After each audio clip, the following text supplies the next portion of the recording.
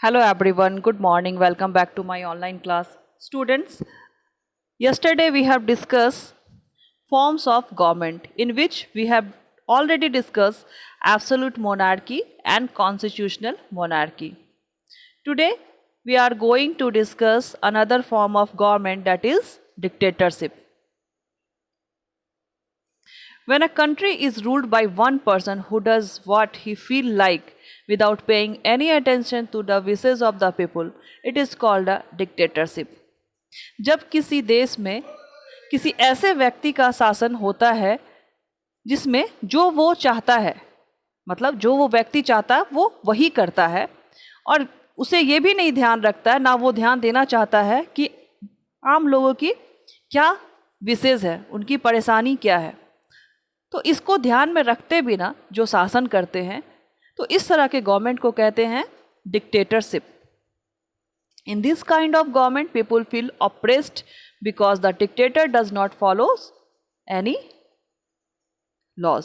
तो इस तरह के गवर्नमेंट में लोग अपने आप को काफ़ी ऑप्रेस्ड, काफ़ी दबा हुआ महसूस करते हैं, काफ़ी दबाव में लोग रहते हैं, क्योंकि जो डिक्टेटर होते हैं वो कोई भी लॉज फॉलो नहीं करते हैं. Adolf Hitler of Germany was one of the famous dictator in history. इतिहास में एडोल्फ हिटलर जो एक डिक्टेटर था जर्मनी का, तो वो काफ़ी फेमस रहा है और आप इनके बारे में काफ़ी कुछ जान सकते हैं इतिहास में. Next is democracy. It is very famous form of government. So we are going to discuss about democracy. A democracy is a form of government in which people have the right to participate in the government.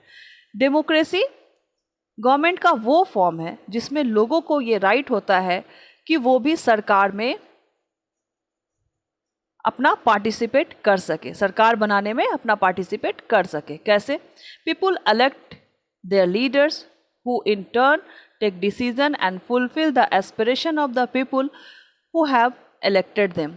तो यहाँ लोग अपना participation कैसे करते हैं? लोग अपने leader को खुद चुनते हैं, वोट देते हैं, और जिस भी पार्टी की मेजॉरिटी बहुत ज़्यादा होती है वो पार्टी जीत जाती है. तो इस तरह से लोग अपने लीडर को चुनते हैं जो कि उनके जो एस्पिरेशन होते हैं, उनकी जो विशेष होती हैं, उसको वो पूरा करते हैं. That is why our country has a representative democracy.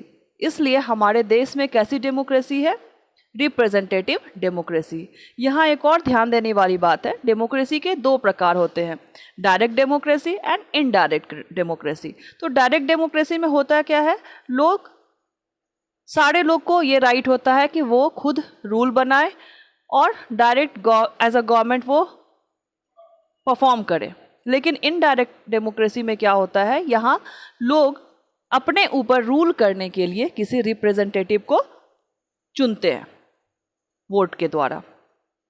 In a nutshell the main feature of democratic government are as follow. संक्षेप में हम कह सकते हैं डेमोक्रेटिक गवर्नमेंट्स के कुछ फीचर्स हैं, कुछ गुण हैं जो हैं. People are given the right to elect their leaders. लोगों को वोट देने का अधिकार होता है और अपने नेता को चुनने का अधिकार होता है. अगर मान लीजिए कभी उनका डिसीजन गलत हुआ, अगर वो किसी गलत पर्सन को ही चुन लेते हैं, तो उनके पास ये भी राइट होता है कि नेक्स्ट ईयर वो उसे वोट ना देकर किसी और को वो जिता सकते हैं.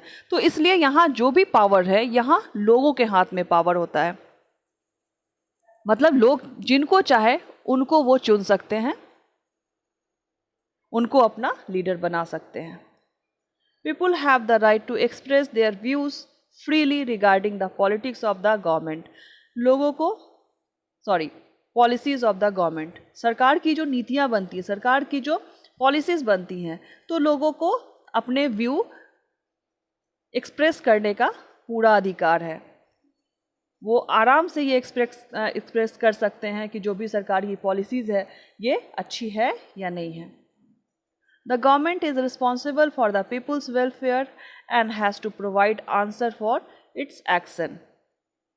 इसके अलावा जो गवर्नमेंट होती है वो भी लोगों के वेलफेयर के लिए रिस्पॉन्सिबल होती है और जो भी वो करती है उसके लिए वो आंसरेबल होती है.